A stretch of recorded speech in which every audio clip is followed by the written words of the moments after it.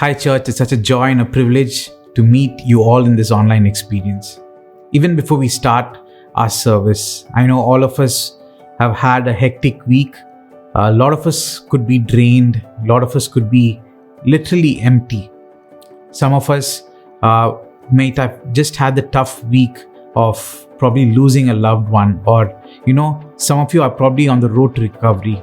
Some of you are probably just nurturing someone within the family who's been sick.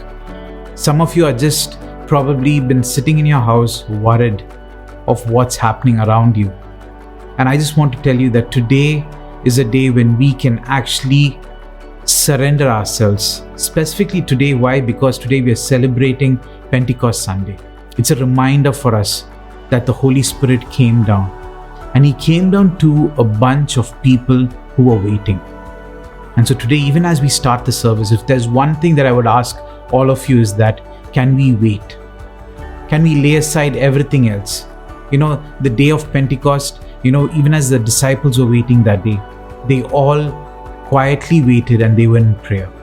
And so even as we start this service, I strongly believe that the Holy Spirit is going to move in and through us. He's going to come down like a mighty wind in your own homes, in your own living room, in your own study room, dining room, wherever you're seated right now. Or probably you're watching this even after a Pentecost Sunday has passed by. He is willing to move in and through you today. And I want to encourage you that as you're seated there, can you just quieten everything that's happening around? And can you just say, Holy Spirit, can you just come down? Can that be the cry? If that's one thing that I want us to carry through the next 1 hour, 90 minutes, is the fact that can we have that as our cry? Lord, move in and through us. We are waiting for you. Even before we go into a time of worship, I would encourage you, can you open our Bibles if you have one, or you can look at the verse on the screen, and can we look at Romans chapter 8? It goes on to say, verse 11, and if the Spirit of Him who raised Jesus from the dead is living in you, He who raised Christ from the dead will also give life to your mortal bodies because of His Spirit who lives in you. Therefore, brothers and sisters, we have an obligation, but it is not to the flesh to live according to it. For if you live according to the flesh, you will die. But if by the Spirit you put to death the misdeeds of the body, you will live. For those who are led by the Spirit of God are children of God. The Spirit you received does not make you slaves so that you live in fear again. Rather, the Spirit you received brought about your adoption to sonship, and by Him we cry, Abba, Father. The Spirit Himself testifies with our spirit that we are God's children. Now, if we are children, we are heirs, heirs of God and co-heirs with Christ, if indeed we share in His sufferings, in order that we may also share in His glory. Even as I read this scripture, if there's one thing I want us to take, is the fact that the Spirit of God wants to rest in our own bodies right now. And He wants to work in and through us. And today, even as we started this entire series, Ruach, if there's one thing I would want all of us to take, is the fact that we are living in this world which is hurting, which is bleeding, which is filled with fear, which is filled with no hope at all. And we need the Holy Spirit to live in and through us, because when He lives in and through us, fear gets to have no room in us. There's no room left for doubt. There's no room left to see, the world again through our natural eyes. And if there's one thing that the Holy Spirit does in and through us, it gives us boldness. What happened in the early church in Acts 1:8 is the fact that when the power of the Holy Spirit came, it gave them boldness.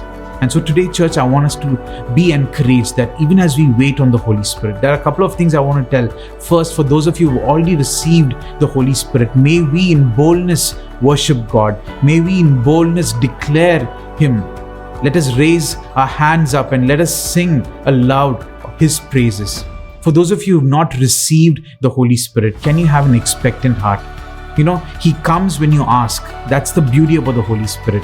When you ask, He'll just come in. He'll come in different ways. And for some of you, when you ask, He might even come like how He did in the days in the early church, where people started speaking out in different tongues.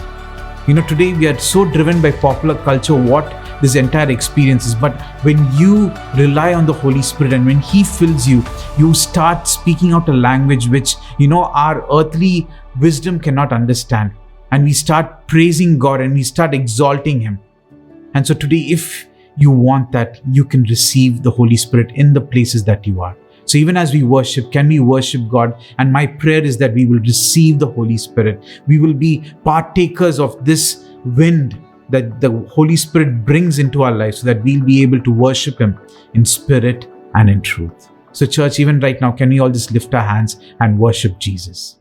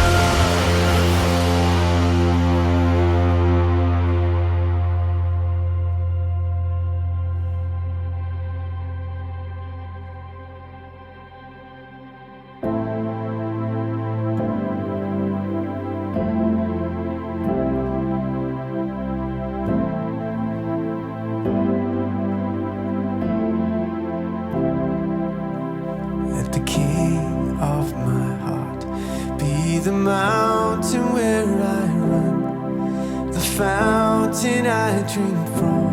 Oh, He is my song.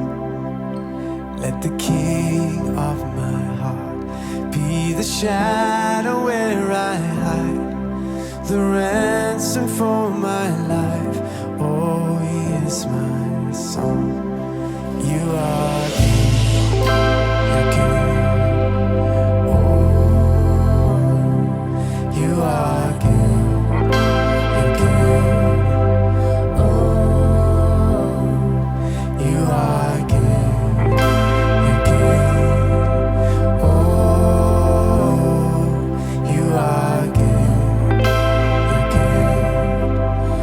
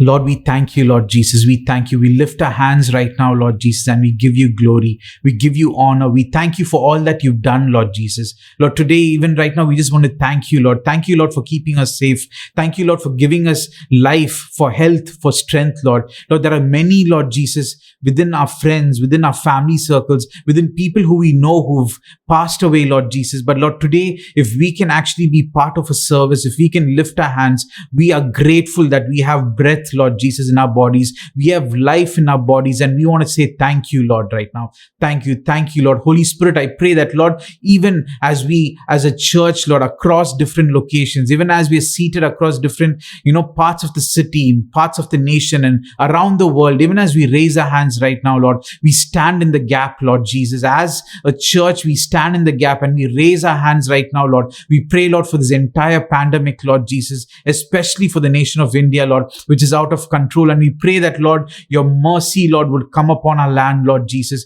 We pray that, Lord, the infections will stop entirely, Lord Jesus. We pray especially, Lord, for those, Lord Jesus, who are in their sick beds, Lord, across hospitals, that they'll be revived, Lord. Holy Spirit, may you breathe, Lord Jesus, right now into their lungs, Lord. Life, Lord Jesus, we ask you. Life, health, and strength, Lord Jesus. We pray especially, Lord, for those who are grieving right now, Lord Jesus. Our heart, Lord, grieves with them, Lord. We don't have words, Lord Jesus, but if there's one thing we have, is that Holy Spirit, the same Holy Spirit who's with us can be with them. And we pray right now, Lord, you are the comforter. And I pray, Holy Spirit, you'd come down on their lives, Lord. Lord, you would hold them tight like no one can hold them right now, Lord. You would speak your words, Lord, your life-giving words into their life, Lord. And I pray that, Lord, if they have hopeless situations right now, that, Lord, you would give hope, Lord Jesus. If they are, Lord, in the midst of, Lord, just not knowing what to do, Lord, I pray that, Lord, you would rise them up, Lord Jesus, to a place where they'll be able to, Lord, depend on you and see you lead them, Lord. We thank you. I pray especially, Lord, for those who are struggling, Lord Jesus, with finances and with the loss of a job right now, Lord, that you would come through, Lord Jesus. You would make a way where there seems to be no way, Lord Jesus. We pray especially, Lord, for your hand to be upon our children right now, Lord Jesus. I pray that they'll be protected, Lord. Even in this wave, Lord, they are saying many children are getting affected, and we pray you would protect each and every one, Lord. Protect each and every one, Lord Jesus. I pray that, Lord, as a church, we stand right now, Lord Jesus, and we say that, Lord, heal our land, Lord Jesus. Heal our land, Lord. Too many, Lord, have died. Too many have been infected. We pray, Lord, for the healthcare system, Lord Jesus, which is taking a huge burden, Lord Jesus, and I pray it won't crumble, Lord. May you strengthen each and every one who are faithfully coming into work, who are faithfully coming in. I pray that, Lord, we'll see many more who are restored back to their families, Lord Jesus, right now. We pray, Lord, for our government. We pray, Lord, for the law of our land, Lord Jesus. Lord, may you give wisdom. I pray, Lord, may they have the right mind, Lord, to govern well, Lord Jesus. I pray their hearts will be, Lord, tender so that they'll be able to, Lord, do what is right. Lead them, Lord. I pray, Lord, for everyone who's in church right now. May your miracle working hand be upon each and every one, Lord. I pray especially for those who are crippled themselves, Lord, with fear, with worry, with doubt. Lord, I pray that your life-giving words will come alive right now, Lord Jesus. Even when they open the scriptures, even when they read your word, even when they call on your name, when they pray, Holy Spirit, that they would come down and they would see a move of the Holy Spirit in their life, Lord Jesus. Holy Spirit, invade their homes, Lord. Bless the food and the water. May they see you move, Lord, more than ever before. In your most holy name, we ask all this. Church, can we just keep lifting our hands and can we declare that Jesus is King, Jesus is Lord, Jesus is God over our nation, Jesus is God over our lives, Jesus is God over our family. Can we lift him up? Can we lift him up?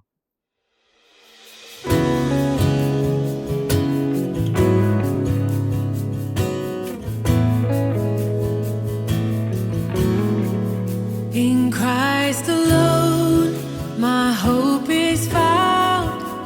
He is my light, my strength, my song. This cornerstone, this solid ground, firm through the fiercest drought and storm. What heights of love, what depths of peace, when fears are still and striving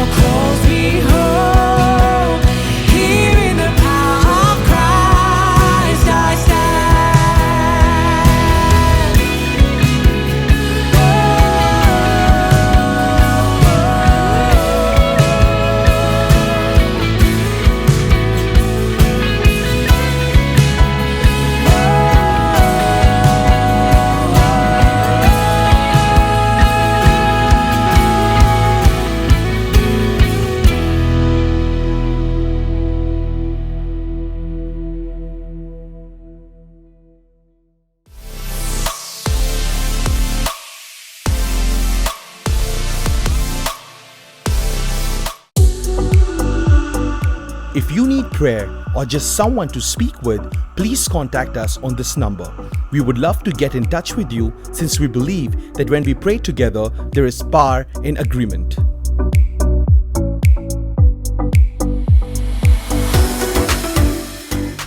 We meet this Wednesday for our weekly fellowship and prayer call. We would love to have you join us. You can DM us on the number given below to get more details.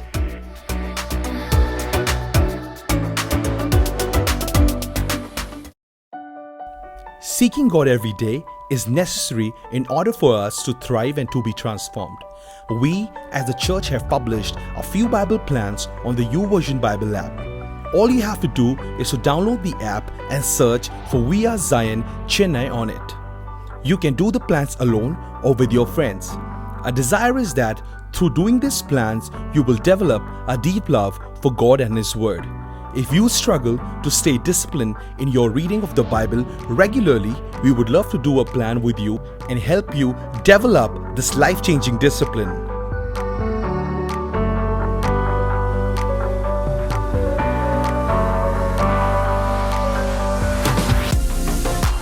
Our sermon podcasts are available on your favorite streaming podcast platform.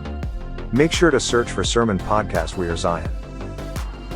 Our prayer is that as you listen to these podcasts, you will be blessed.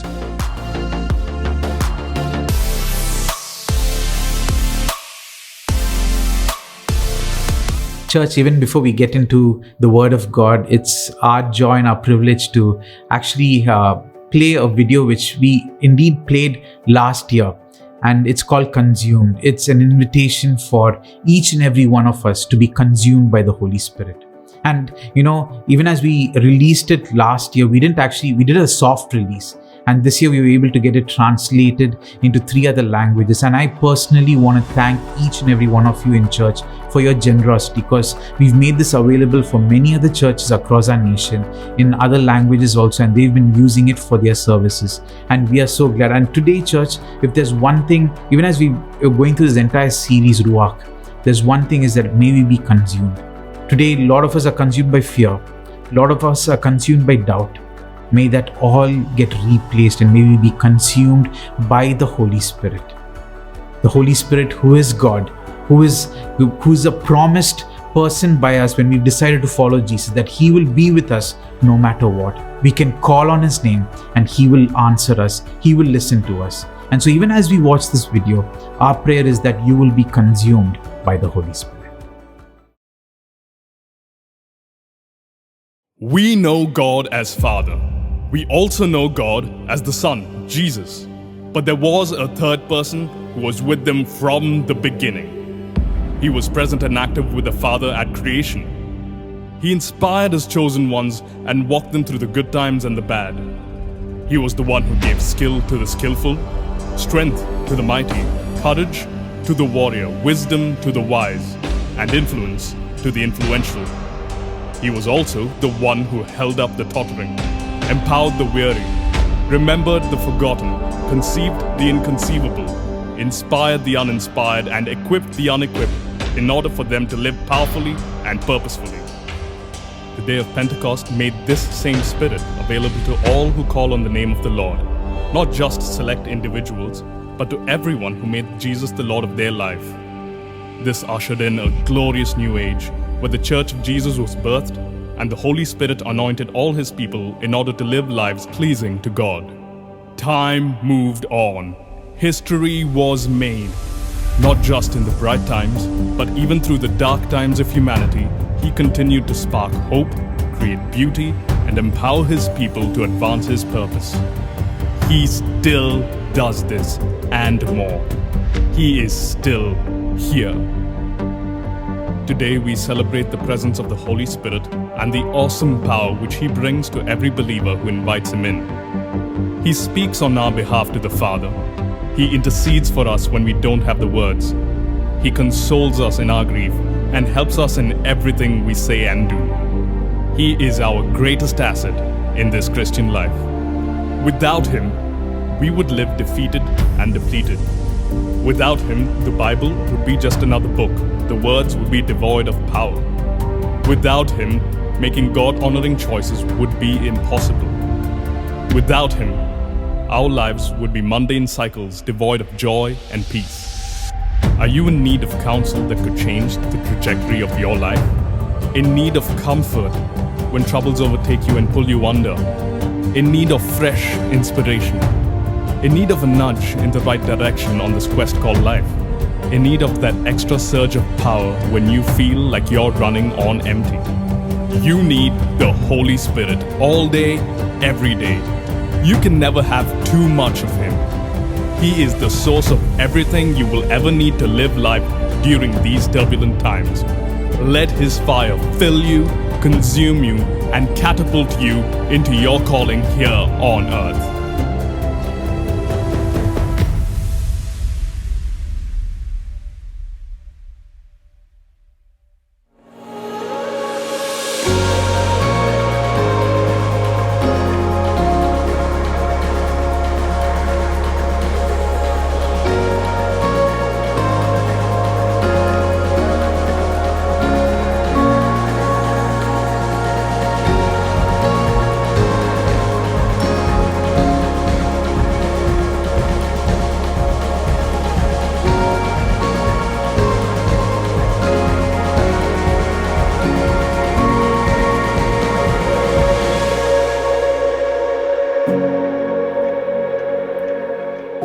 Hi, church. What a joy it is to share God's word with you today.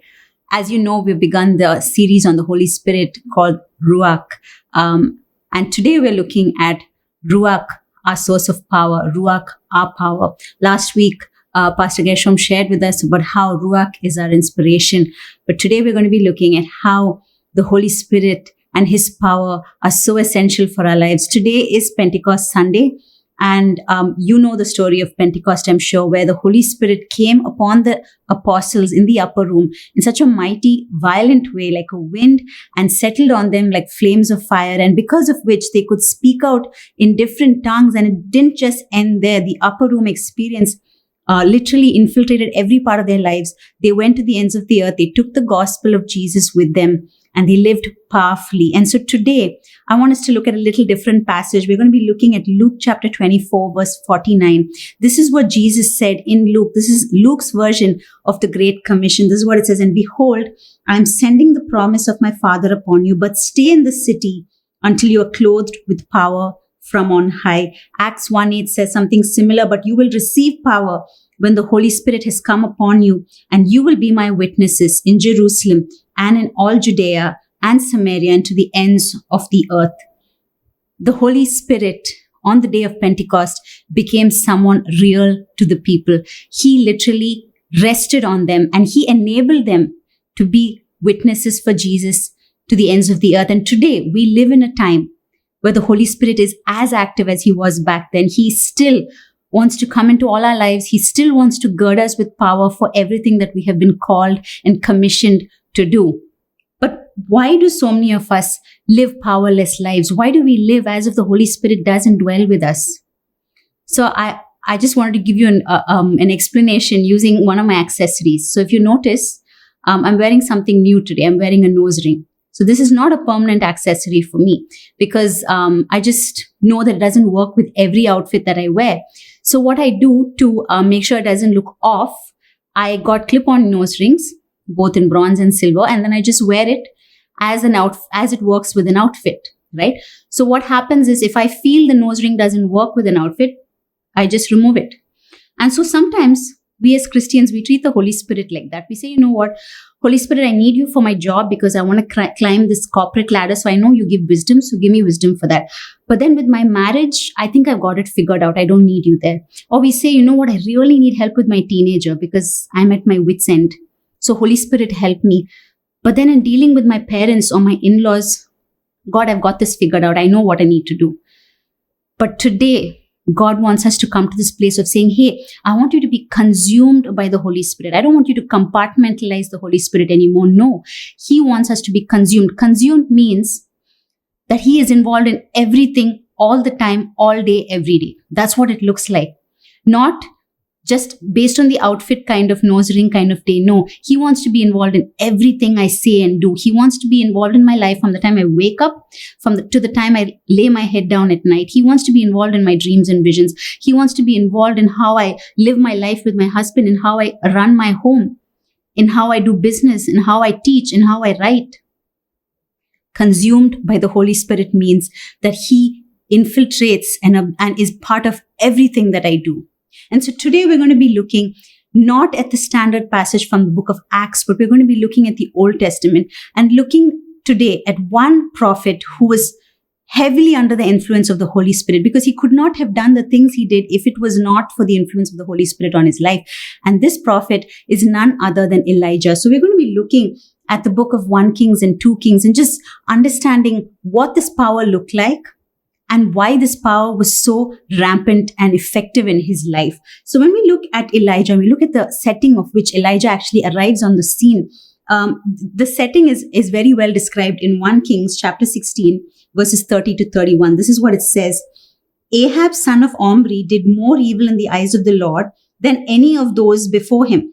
He not only considered it trivial to commit the sins of Jeroboam, son of Nebat, but he also married Jezebel, daughter of Ethbaal, king of the Sidonians, and began to serve Baal and worship him. The man at the top, the king, the one who should have honored the laws set by Moses, who should have honored God above everything else, has taken the entire country into a time of pagan idolatry and just, overall degradation. There's a moral degradation, there's a spiritual degradation. All thanks to Ahab and him marrying a pagan queen and running the kingdom as he thought best, without any inclination towards God or what he wanted for his people. And so this is the setting. It's a season of spiritual darkness for Israel. And that's when Elijah steps on the scene. It's the rise of Elijah, so to speak. And for the next couple of chapters, we read all about what Elijah did, how he did it. And you will agree with me that he was one of the most powerful prophets of the Old Testament. And today we're going to be comparing what Elijah was to that time and what God wants for us in this time. Because if you look at it, we are living in a time which is spiritually, morally dark. There's a bankruptcy on every level. But the call is for us not to give up. The call is not for us to grumble. The call is not for us to pretend we can't see things. Instead, the call is for us to rise up in power because of the Holy Spirit in us and to say, Lord, here I am. What can I do? What do you want me to do? How can you use me? That's the call on our lives today. So how did this power manifest in Elijah? What did it look like? The first thing, Elijah constantly lived in the beautiful tension of the natural and the supernatural. What do I mean by that? 1 Kings chapter 17 verses 6 to 7 says this, and the ravens brought him bread and meat in the morning and bread and meat in the evening, and he drank from the brook. Imagine that, birds feeding him bread and meat. If that doesn't get you, 1 Kings 18, 11 to 12, it says, now you say, go tell your Lord, behold, Elijah is here. And as soon as I have gone from you, the Spirit of the Lord will carry you, I know not where. And so when I come and tell Ahab and he cannot find you, he will kill me. Although I, your servant, have feared the Lord from my youth. To give you a bit of background, this is a conversation between Elijah and Obadiah. Obadiah was one of Ahab's servants, and Elijah wants to meet Ahab, and he uses Obadiah as the intermediate. And when he's telling him, you know what, call your king, I need to speak to him, this guy says, you know what, I don't trust you because you will tell me you want to meet him, and then the Holy Spirit literally teleports you out of here. And then when I bring Ahab, you'll be missing. I could get into trouble. Look at this, Elijah being moved from place to place by the Holy Spirit's power. 1 Kings 19 verses 4 to 8, this is what it says. He himself went a day's journey into the wilderness, came and sat down under a broom tree. And he asked that he might die, saying, it is enough now, O Lord, take away my life, for I am no better than my fathers. And he lay down and slept under a broom tree, and behold, an angel touched him and said to him, arise and eat. And he looked, and behold, there at his head, a cake baked on hot stones and a jar of water. He ate and drank and lay down again. An angel cooking a meal for him, cake, bread, things to sustain him.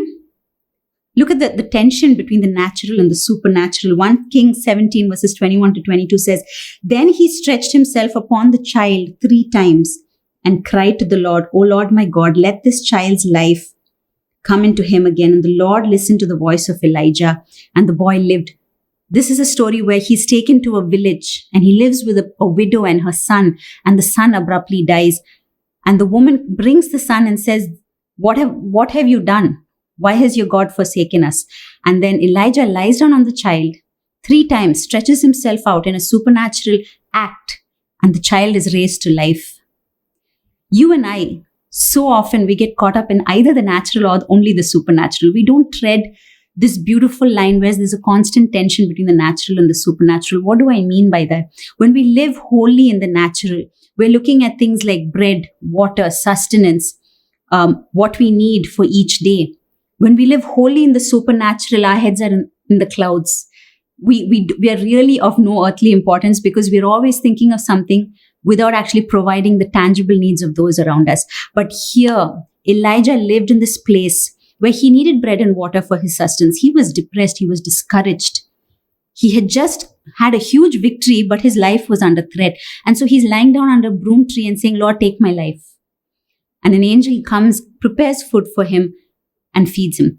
This is the tension of the natural and the supernatural. Today, you and I have to learn to live in that tension. What does that mean? It means that while we pursue our everyday things, our jobs, our work from home, employment, while we coach our children, while we look after aged parents, whatever it looks like, we have to still tread that line between the natural and the supernatural. So while I parent, while I pursue my spouse, while I look after home, I'm still allowing God the room to do the supernatural. I'm willing for him to do amazing things in my body, willing for him to do amazing things in my mind, willing for him to do amazing things in my relationships, because I'm not meant only for earth. He set eternity in the hearts of man, it says, which means we long for eternity on so many levels. And therefore, we have a bit of that right now on earth. Why not allow God to merge the natural and the supernatural? My husband often tells us this. We need to be expectant for the supernatural. And I believe that now. I understand now that we can't live our lives on earth solely on just the natural. We need to be in this place of saying, Lord, invade it with the supernatural. Touch us, heal us, resurrect parts of our life that are so dead, Lord. Do amazing things. Provide for me beyond what I can ask or imagine. Answer prayers that I prayed long time back. Remind me of it. Do things in me that I have not imagined you can do. That's where the natural and the supernatural tension is felt. And it's a good tension. It's not a terrible tension, not a stressful tension. It's a tension of knowing, Lord, here I am in the flesh, human as I am, but yet your power is going to touch me. Yet through me as a channel, others are going to feel your power. That's what it looks like. So Elijah constantly lived in this tension between the natural and the supernatural. How does that apply to you and me today? Let's look at Mark chapter 16 verses 15 to 20. This is what it said. Jesus said to them, Go into all the world and proclaim the gospel to the whole creation. Whoever believes and is baptized will be saved, but whoever does not believe will be condemned. And these signs will accompany those who believe. In my name they will cast out demons, they will speak in new tongues, they will pick up serpents with their hands, and they will drink any deadly poison and it will not hurt them. They will lay their hands on the sick and they will recover.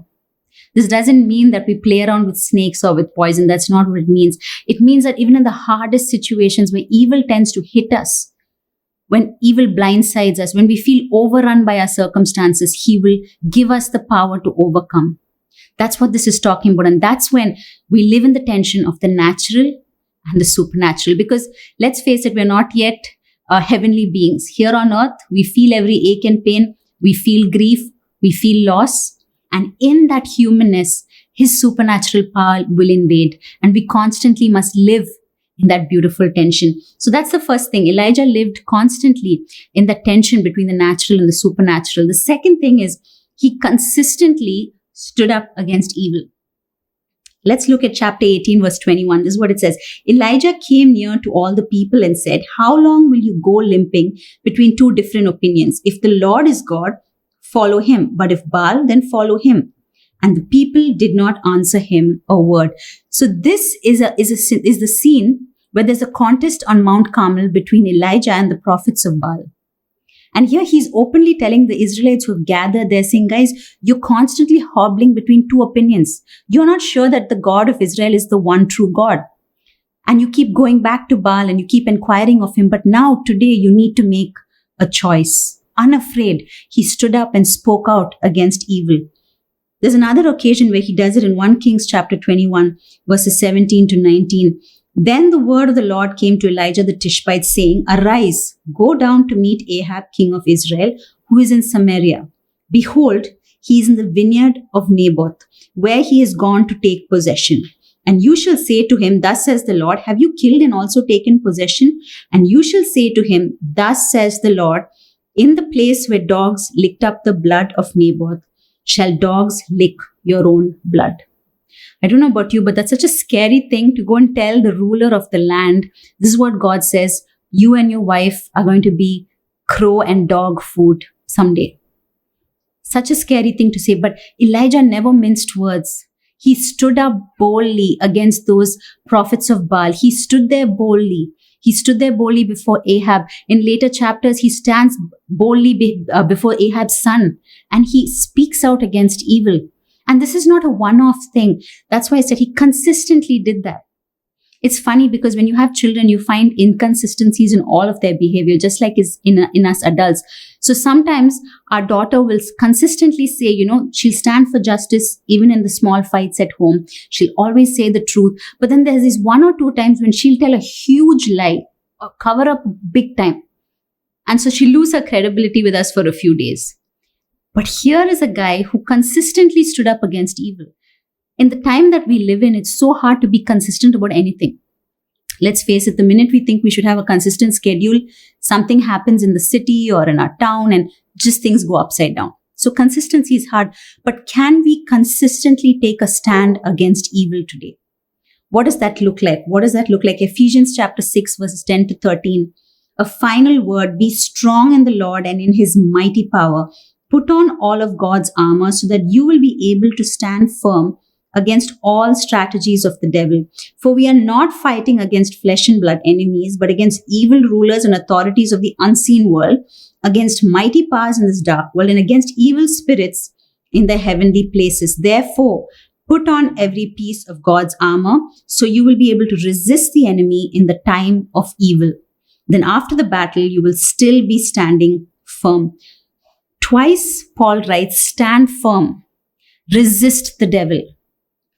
If you and I have battled with anything in the form of which has come from the kingdom of darkness, it could be an addiction, it could be anger, it could be something as simple as selfishness or jealousy, we know it's beyond us because it's just something that overtakes us and we kind of lose our mind for that short span of time when we're under the effect of, being jealous of someone or envious. Small things, and they're the big things.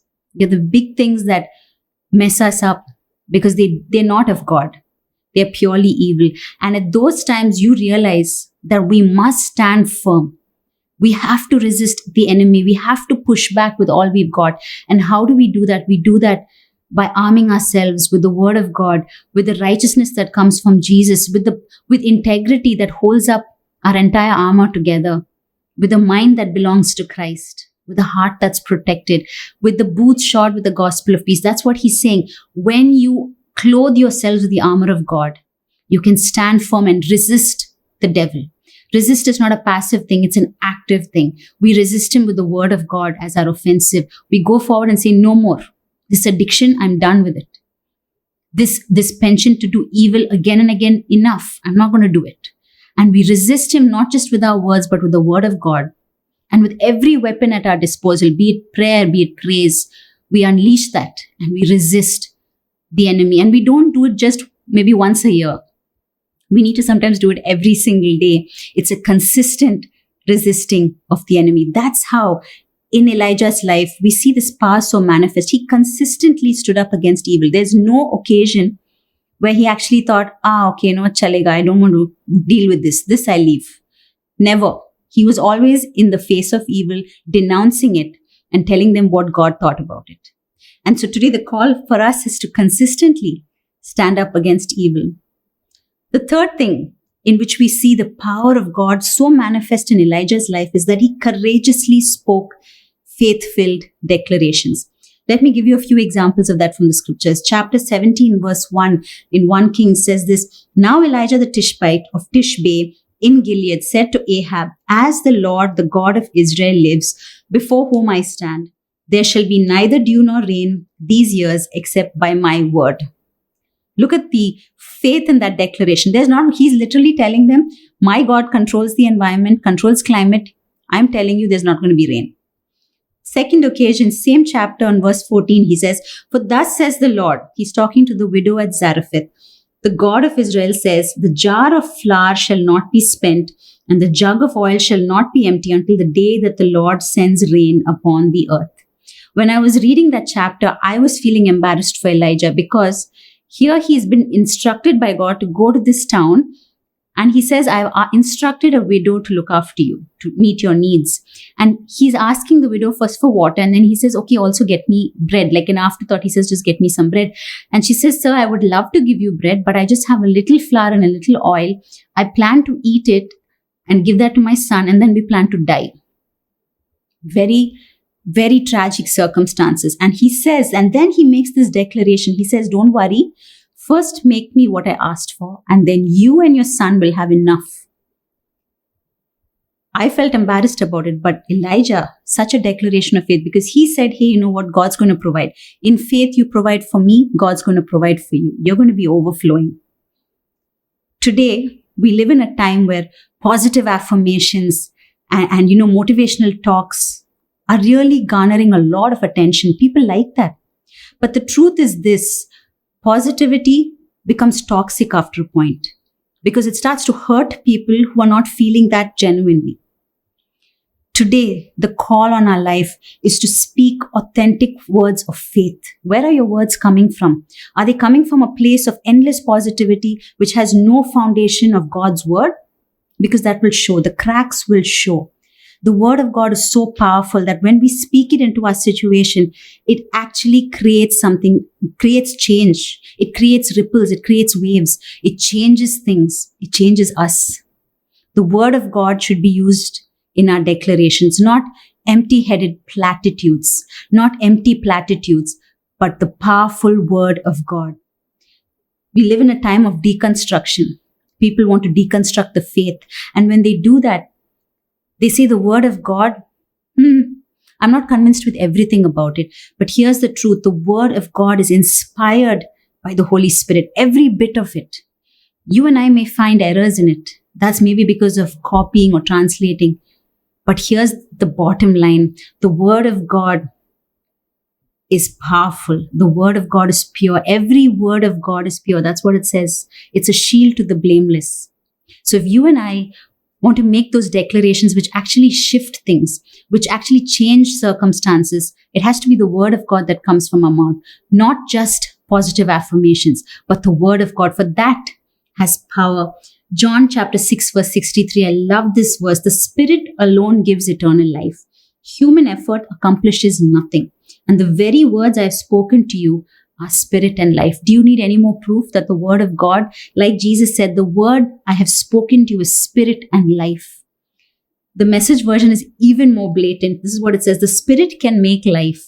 Sheer muscle and willpower don't make anything happen. Every word I've spoken to you is a spirit word, and so it is life-making. Basically, what it says is, when we keep speaking positivity into situations, he says sheer muscle, willpower doesn't do anything. But the words of God, the word of God is life-making because it's inspired and breathed upon by the Holy Spirit. Romans chapter 10 verse 17 says this, faith comes from hearing and hearing through the word of Christ. If you want to change your circumstances, if you want to speak life into someone who's going through a hard time, your words will be futile because your words won't know exactly what they're going through. But when you use the word of God, the Spirit of God moves to give you the right word, to speak a word that actually ministers to them, that actually has power in it. So let's not resort to toxic positivity. Instead, let's make those courageous, bold life-changing affirmations that come from the word of God. They have to be faith-filled. They have to be faith-fueled. That's when it makes a difference. And that's what changed the ministry of Elijah itself, because the word that came from his mouth was straight from God. He didn't make this up. He was never trying to please someone. He was never trying to set a positive feel in the air. He just spoke it as it was. He said what he had to say and kept moving. And it had power because it was the word of God. So will you and I be very, very real when it comes to what we speak? Can we take the word of God? Can we soak ourselves in it so that when we do make declarations, it's the word of God that comes out, and it's the word of God that will make a difference? Now, here's the clincher and the whole thing. As we're talking about the Holy Spirit and the power that was manifest on Elijah back, way, way back. What is the clincher? Why did I use it to even teach us today? And this is the reason why I believe I brought it up, because in James chapter 5, it says, Elijah was a man with human frailties, just like all of us. Elijah was no great shakes. He was a regular man. God chose him and God used him mightily. And so today, you and I, we're regular human beings, right? We have our weaknesses, we have our strengths, we have our frailties, we have incredible abilities, all thanks to God. And so therefore, the God who used Elijah can use us today. The God whose spirit was so powerfully moving in Elijah can move in us today. And that's why I want us to remember just 3 things to take away today as to how, if you're asking me, how do I live a life consumed by the Holy Spirit? How do I live a life that's powerful because I'm consumed by the Holy Spirit? The first thing that we need to be is we have to be obedient to God. There is no 2 ways about it. We must be obedient to God. We must stay obedient to God. Chapter 17 verses 2 to 5, this is what it says. And the word of the Lord came to him, depart from here, turn eastward and hide yourself by the brook Cherith, which is east of the Jordan. You shall drink from the brook, and I have commanded the ravens to feed you there. So he went and did according to the word of the Lord. He went and lived by the brook Cherith, that is east of the Jordan. Now you come further down, chapter 17, verses 8 to 9. This is what it says. Then the word of the Lord came to him, arise, go to Zarephath, which belongs to Sidon, and dwell there. Behold, I have commanded a widow there to feed you. Now, if you look at the geography of the place, the brook Cherith was an area which was really not under Ahab's jurisdiction. So it was a bit on the outskirts. And so it's a place where Ahab was taken and hidden. He says, go and hide there. You've given this bold, courageous declaration. There's not going to be rain until I say so. God says, go and hide. And he takes him to this ravine and he hides him there for some time. And then eventually the brook dries up. And so then he moves him again. And here's the beauty about Elijah. He does not argue. He does not give him logistical advice. Doesn't say, God, you know what? I think this would be a closer spot. Move me there. No. God then moves him to Zarephath. And coincidentally, Zarephath is in the land of Sidon, where Jezebel's father was the ruler. So he was in the open now. If anyone had a hit out on him, they'd recognize him there. But God's saying, go there. I've instructed someone to look after you. And he went. Today, what has God been asking you? What has the Holy Spirit been impressing on you? When you read his word, when you spend time with him, what has he been asking you and me? Has he been saying, I want you to do this? I'm softening your heart towards some need out there. But have you been turning away saying, Lord, I don't think I heard you right? Or maybe he's saying, I want to change some things in you. And for that, you need to do certain things. And maybe we're pretending that we're not hearing him. Maybe we're saying, Lord, not right now. This is not the best season for change. Too many things are changing around me. But I want to encourage us to stay obedient to God the way Elijah did. That was the reason power just surged from him, because he was so obedient to God. Where he told him to go, he went. What he asked him to say, he said. Today, do we live in such obedience to our God? That's the first thing that's very important. The second thing is, we must stay soaked in God's presence through prayer. I'm going to continue reading from James 5:17. It says, Elijah was a man with human frailties, just like all of us, but he prayed and received supernatural answers. He actually shut the heavens over the land so there would be no rain for 3.5 years. Then he prayed again, and the skies opened up over the land so that the rain came again and produced the harvest. The entire chapter is about prayer. It's about praying for one another in the church.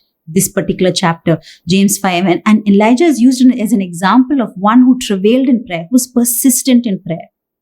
It's interesting that God had already told Elijah that it was going to rain after the entire episode up on Mount Carmel where the prophets were slain. And he said it's going to rain. But you know what Elijah still did? He still knelt down. He told Ahab, rain's coming, get back in, eat something. And so Ahab's riding back in his chariot. Elijah falls to his knees, puts his face between his legs, which is usually a posture of complete surrender and laboring in prayer. He does that and he just prays 7 times. He prays 7 times until at the 7th time, his servant says a small cloud is rising up out of the ocean and entering the sky. And he knew then that the answer had arrived. He didn't give up. He didn't say, okay, you know what? God said the rain's coming. Let me just go walking back. He waited, he prayed, and the rains came. He persisted. He stayed in God's presence. He was soaked in the presence of God. A lot of commentators write that in the time that he was in Zarephath and at the brook Kidron, that he was actually kept in a place of incubation with God himself. He was being trained, he was being spoken to, he was being encouraged. And that's how when he was released to do ministry soon after, he was just unleashed in power. Our power will be only as strong as the presence of God in our life. If I absolutely don't give God space in my life, if I don't spend time with him, I cannot say that I want to live and walk in power. It will not happen. Each of us today, all of us almost, those of us in India, we're in a lockdown. We have no excuses not to be soaked in the presence of God. You don't need a church building for that. All you need is where you're at right now. You just have to ask God, Lord, I want your presence right here. And lo and behold, thanks to the Holy Spirit, his presence will engulf you. We need to be soaked in the presence of God in order to live, walk, and teach and speak with power that comes from the Holy Spirit. Apart from that, we can do nothing. Elijah was soaked through and through in God's presence. The third thing was that Elijah was not very connected to community. He tried to run a solo journey. He tried to do it all solo. He was a bit like a maverick. He probably thought, you know what, I can do this better. If I have other people, they'll slow me down. But today, the call on our lives is that we stay connected to community. Because if we don't, we could have the burnout that Elijah did. If you look at what happened to Elijah, he finished this huge victory on Mount Carmel. Okay, and what happened once the rain started, the hand of God came upon him. That's what the verse says. It says the hand of God came upon him. He outran Ahab. Ahab was riding in a chariot into the city. Elijah comes running down the mountain, overtakes him and enters the city. Imagine the kind of power. This is an old prophet, but the power of God was so active in his life. And then he comes in, he must have been on a high, he must have been just praising God and saying, you know what, God, you really showed them who was the boss today. But what happens a day later, Jezebel, now Ahab goes and fills her in and says, this is what happened to all your prophets. None of them are left, all were slain on the mountain. Jezebel sends out a hit and she says, you know what, tomorrow I'm going to ask my gods to finish you off the way you finished off all my prophets. And then Elijah gets afraid. The first time in the entire life story of Elijah that you see him actually not do what God asked him. God never said run from Jezebel. He never got a word of the Lord saying now go run and hide. Not at all. But Elijah did that, goes into hiding. Like he says, he goes into the wilderness, stays there and then tells God, I want to die. I just want to be one with my fathers. Take me. And he goes to sleep. Like a lot of us, when we're upset, we go to sleep. Elijah did the exact same thing, as human as we are. But then what happens is God feeds him through this angel who comes and makes a cake for him and feeds him and strengthens him. Twice the angel provides for him and then sets him out on a journey to Mount Horeb, which is an alternate name for Mount Sinai, and says, go walking there. And it's a long distance. It's a very long distance. Elijah walks with the strength of what he eats for 40 days and 40 nights and reaches the mountain. And on the mountain, this is what happens. This is the conversation that he's having. 1 Kings 19 verse 10. He replied, I have been very zealous for the Lord God Almighty. The Israelites have rejected your covenant, torn down your altars, and put your prophets to death with the sword. I am the only one left, and now they are trying to kill me too. Elijah is literally ranting to God. He's saying, you know what? This is why I was hiding in the wilderness. And this is why I've come to Mount Horeb to tell you what your people are all about. And to tell you that I'm all alone, that I was zealous for you alone. And then God's answer to him is amazing. He first gives him 3 assignments. The first thing is he says to anoint one king in Syria. Then he asks him, go and anoint another king in Israel. And then he says, Elisha is going to take up your spot. So prepare him for, taking up your mantle of leadership. These are the 3 fresh assignments that God gives him. And then he says this amazing thing. 1 Kings 19 verse 18. He says, yet I reserve 7,000 in Israel, all whose knees have not bowed down to Baal and whose mouths have not kissed him. God was saying, hey Elijah, you sound like you're in a bit of self-pity. What God was not saying, rather. You're in a bit of self-pity. You're discouraged. You're lonely. You're feeling isolated. Much like what a lot of us are feeling right now. So what God was saying is, hey, I've saved a remnant. There are these many, 7,000 in Israel who are still faithful to me. Don't give up hope. Don't lose your focus. That's what God was saying. And so today, are we having the problems that Elijah had? The problems of isolation. Lord, I'm all alone. Or maybe we're saying, Lord, you don't know what all I've done for you. And yet I feel like I'm constantly beaten down. Self-pity maybe. Or maybe we're just plain discouraged. Lord, the news is so discouraging. The things that people are doing around is discouraging. Can I encourage you that you don't make the mistake that Elijah made? Elijah decided to go it alone. He could have employed the help of the many prophets who were left and rescued by Obadiah. Obadiah says that he rescued 100 prophets, kept them in 2 caves and fed them. So there were 100 prophets who he could have surrounded himself with. There were 7,000 who were faithful to the true and living God. Yet Elijah decided to be solitary. Today you and I can choose not to live in solitary confinement anymore. How can we do that? Yeah, we can't meet up in person, but you can stay connected online. Be in touch with people of God. Speak to people when you're afraid. Talk to them about your fears openly. Tell them this is what I'm discouraged about. Let them pray for you. Faith communities are meant for us to grow in our maturity, to grow in our relationship with God. We are not meant to do life in silos. We're not meant to do this journey alone because it'll get exhausting. And like Elijah, we'll come to a place where saying, enough, Lord, take me. We're called to live in community. We're called to be there for each other. And so today, I want to ask you, are you prepared to live a life of incredible power? The time that Elijah lived in was a spiritually dark and decaying place.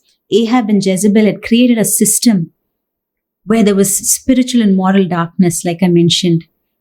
And God provided light and relief through the likes of Elijah. Today, we're living in such a time when there's a moral decay, there's a spiritual decay. When justice is oftentimes missing, when equality is not felt. It's a dark time for humanity world over. But God is raising up each of us with the help of the Holy Spirit to bring light and relief to many. If we would allow Him, if we will say, Lord, no longer am I going to compartmentalize you out. Holy Spirit, no longer am I just going to relegate you to a Sunday. No longer am I going to leave you just for those important conversations with my boss. No longer am I going to leave you only when I need to understand the scripture. No, I want you in everything. I want to be consumed by you. You need to take up every crevice of my life. You need to take up every Google Calendar event. You need to be in everything, Lord. That's what it looks like, because only then can we really live in the tension of the supernatural and the natural. Only then can we say, Lord, invade my natural with your supernatural power. Only then can we say, Lord, I want to resist evil. I need your help, because on my own I keep failing. I want to be consistent in resisting the enemy. And only then can we declare God's word in faith over the situations that hit us. Because without that, it's just positivity. We need God's word. Will you choose today? Will you choose to be obedient to God? Will you say, Lord, whatever the task ahead, I say yes, because I know, Holy Spirit, you're going to empower me. On my own, I can't do it. But with you, I can do it. Where you say, I need to go, I'll go. What you tell me to speak, I'll speak that. I'll trust you and I'll obey you. Can we be soaked in His presence? Prayer is no longer something we need to partition time for. We can pray through the day. As you're on your laptop, as you're feeding your child, as you're cleaning your house, keep the conversation going open with God. Let His presence drench your house. It's no longer a one-off thing. It's no longer just a Sunday only thing. We need God all the time. Soak yourself in His presence. Will you stay connected to community? Because if not, you will find yourself isolated. You will find yourself discouraged. You will find yourself very often feeling like you're at the end of your rope. Community strengthens you. Community gives you renewed purpose. Community reminds you what Christ saved you for. Community is so important in this season. Don't give up on that. As we get into a time of worship, I want you to specifically ask God to anoint you with the gift of the Holy Spirit, to fill you with the Holy Spirit's power. We don't want to live ordinary lives anymore. Lord, we want to live extraordinary lives. Lord, we want to live in this place where your power touches every avenue of my life.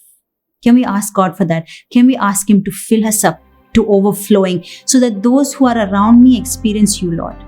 Can that be our prayer? Fill me today. Fill me, Lord. Fill me with your fresh breath. Anoint me afresh. Can we worship together? Spirit sound, rushing wind, fire of God, fall within. Holy Ghost, breathe on us, we pray. As we repent, turn from sin, revival embers smoldering, breath of God, fan us into flame. We need a fresh wind, the fragrance of heaven. Pour your spirit out, pour your spirit out.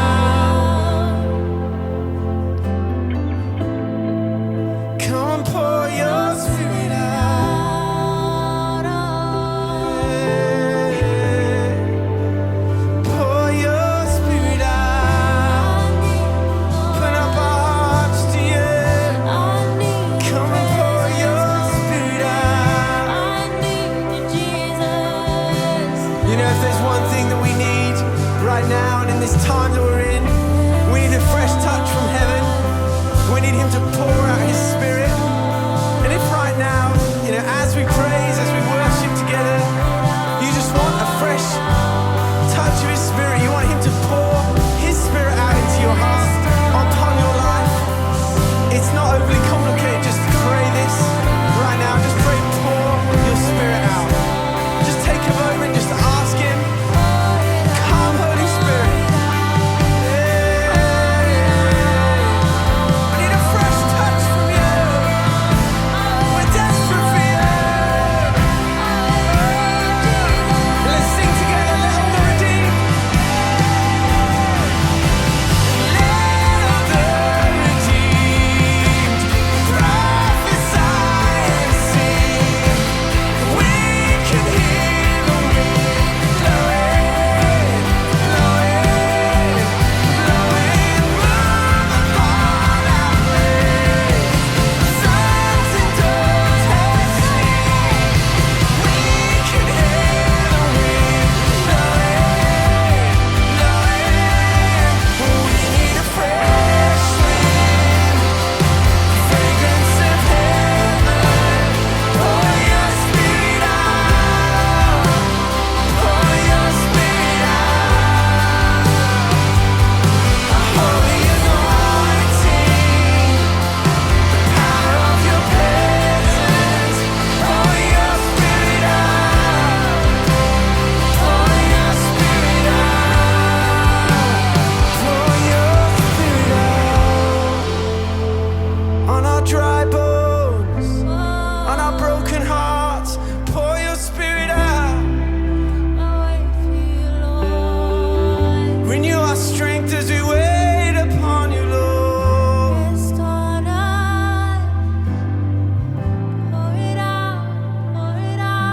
We need you, Lord.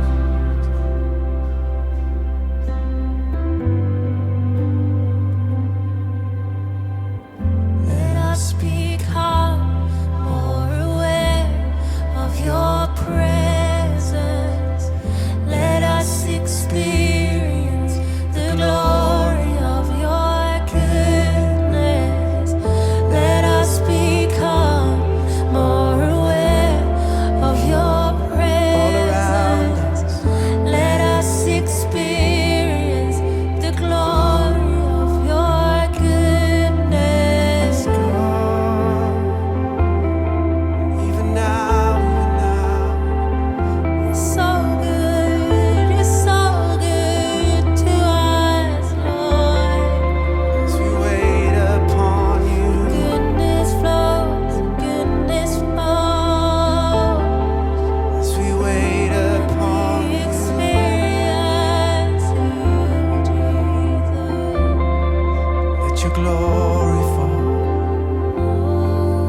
Let your glory fall.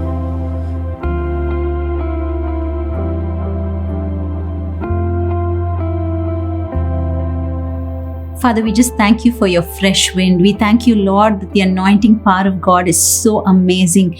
We thank you, O Lord, that you come in and you transform us in the best ways, Lord. Thank you, Father. And right now we pray that you would fall afresh on people's lives. I pray that you will, Lord, burn away everything that's not of you. That you will touch us, O Lord, where we are wounded and heal us, O Father. Lord, areas which are broken by sin, that you will mend it like only you can. Holy Spirit, we pray that you will fall afresh on us, that you will break us, melt us, mold us into the people you have wanted us to be, Lord. Help us, oh Father. I pray that each person who's watching this right now, be it in their living room, be it in their kitchen, be it in their bedroom, Father, wherever they're sitting, maybe they're sick in their bodies right now, maybe they're recovering, oh Father. Whatever their state is, we thank you, Holy Spirit, that you are not a respecter of man. That, Lord, you come irrespective of what we have as baggage, that you love us so deeply. And I pray that, Lord, you will fall afresh on your people. For those, Lord, who are tired and weary, Holy Spirit of God, I pray you would revive them once again.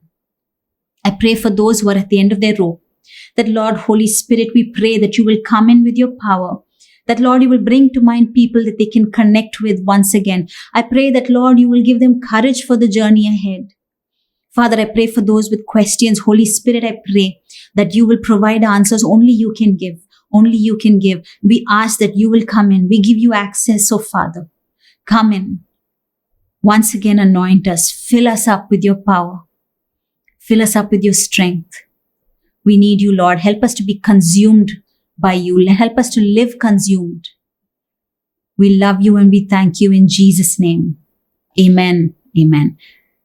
I just pray that this week and the weeks to come, that you will continue to experience the power of the Holy Spirit in your life, that you will completely allow him to come in and flood your life, and that you will live consumed by him. God bless you. Have an amazing week. Church, even as we listen to God's word, our prayer is that we would rise up like Elijah in a day and time when the world needs to see the Holy Spirit move more than ever before. And so today, whatever place God's placed you in, let's ask the Holy Spirit to move in and through that. Yes, as Tina mentioned in her sermon, that we need to see the supernatural come out. It can only happen when we are consumed by the Holy Spirit. If you're not consumed by the Holy Spirit, we wouldn't even see, or we won't be able to participate in what God is doing. And God is doing so many things in and around us. There are so many stories of God's hand upon each and every one of our lives. And I would ask that may we be expectant, even as we fill ourselves up, as we ask Holy Spirit to come into our lives. May we also be people who participate in giving of the Holy Spirit into every situation, into every circumstance, into every family member, into every loved one that we get to meet during the week. Because when people get in touch with us, if there's one thing that they can, take away from us, let it be what the Holy Spirit is putting in our mouths, in our words, in the text messages that we send, that we'll send life-giving words out, so that we'll be able to see God work in and through their lives. And so even as we step into this coming week, my prayer is that may you be consumed by the Holy Spirit. May you take every step that He guides and He ordains for you. And may you see Him be glorified in and through your life.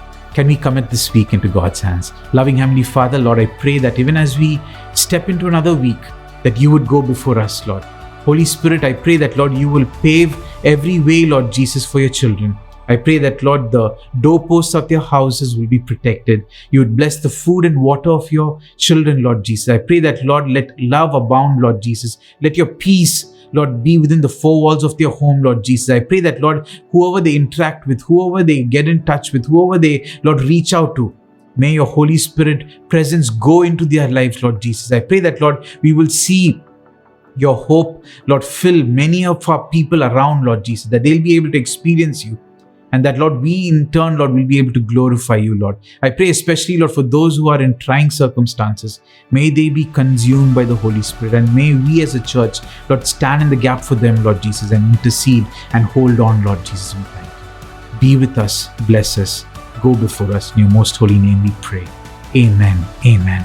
May the love of the Father, the grace of His only Son, Jesus Christ, and the sweet fellowship of the Holy Spirit rest and abide with us now and forevermore. And all God's people said, Amen. Amen. Church, have a blessed week.